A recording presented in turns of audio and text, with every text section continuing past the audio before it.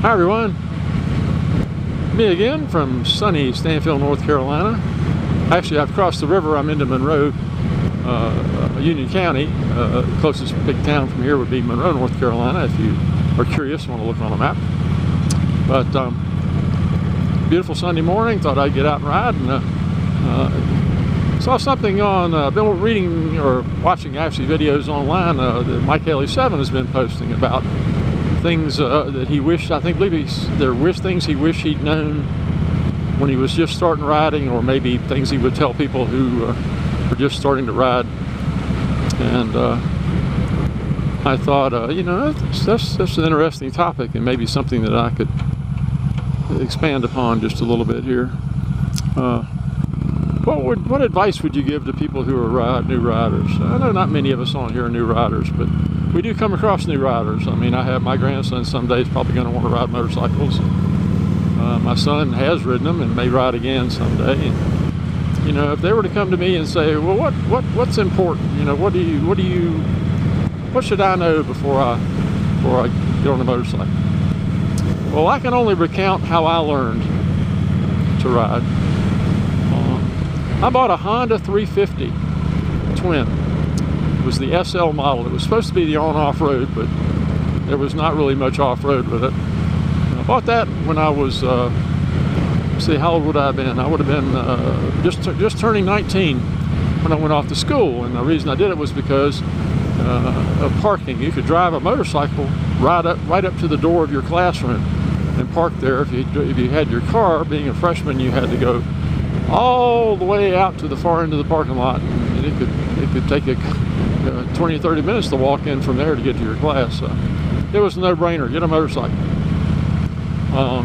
And I drove that back and forth to school. I didn't have to drive very far. I only lived about 5 miles away from the school. So it was easy. And I learned a lot. You know, I learned a little about traffic. I didn't go anywhere. I didn't take any trips. I didn't ever get on the highway. I was usually riding like I am now, you know, 40, 45 miles an hour, something like that. It was about as fast as I ever went. And I never went out in the country with it.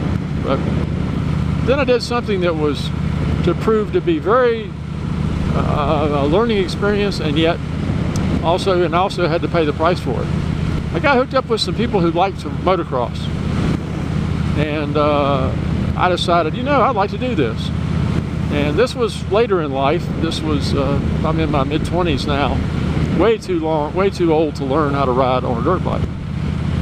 I guess what I'm trying to say is, if you are a new rider, I would suggest you get a dirt bike. Go ahead and ride that first. Get one and ride it for a while. Learn how to fall down and get back up.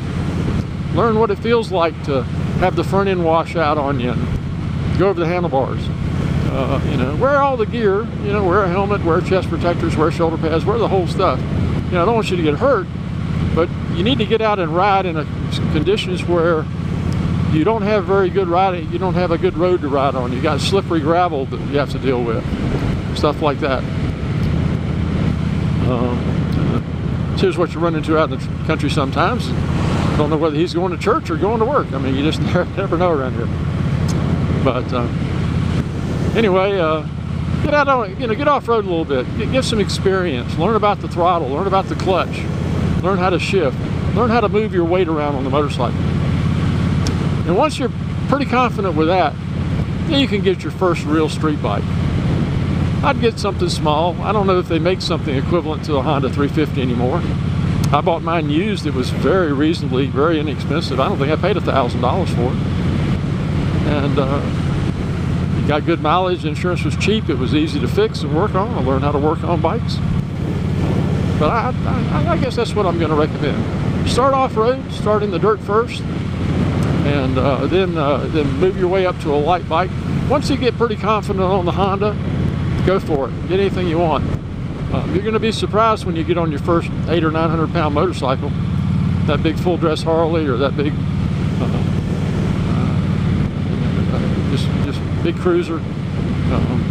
It's going to be different, but you'll have some skills. The skills from riding in the dirt, the skills from starting out on that smaller bike will really help you. And then one last thing, let me give you the one last piece of advice, and really I think it's the most important one. piece of advice somebody gave me, and I've mentioned it here before, I'll mention it again. When I first started riding on the road, a friend of mine and I were talking about it one day, and he said, I want to give you one piece of advice. It's this, he says, you need to remember that everybody and everything out there is trying to kill you. Every stick, twig, rock, squirrel, dog, cat, person, car, truck, train, everything is out there is trying to kill you. And they'll do it if they get a chance. And it's up to you, and only you, to make sure that they don't. Oh, sure, it's that lady's fault that she pulled out in front of you, but it's your fault that you hit her. Oh yeah, it's, you know, it's the guy's fault that merged in and didn't see you and ran over you, but it's your fault that you didn't spot him and get out of his way to begin with. And I say that not to be contentious, I say that because of the results.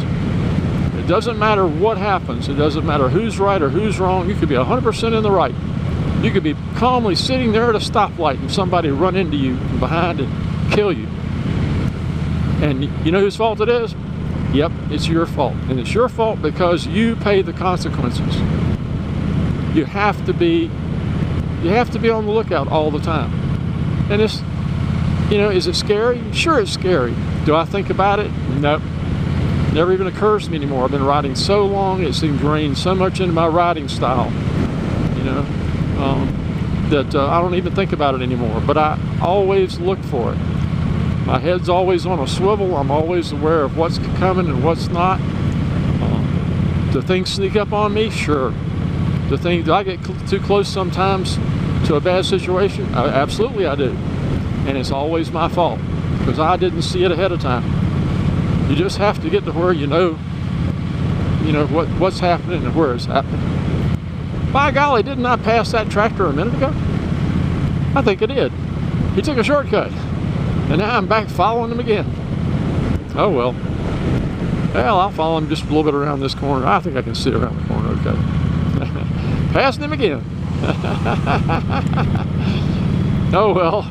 I don't think I can end this on anything better than that. Hope everybody's having a great day. Get out and watch for the tractors. Don't let them get you. Bye-bye.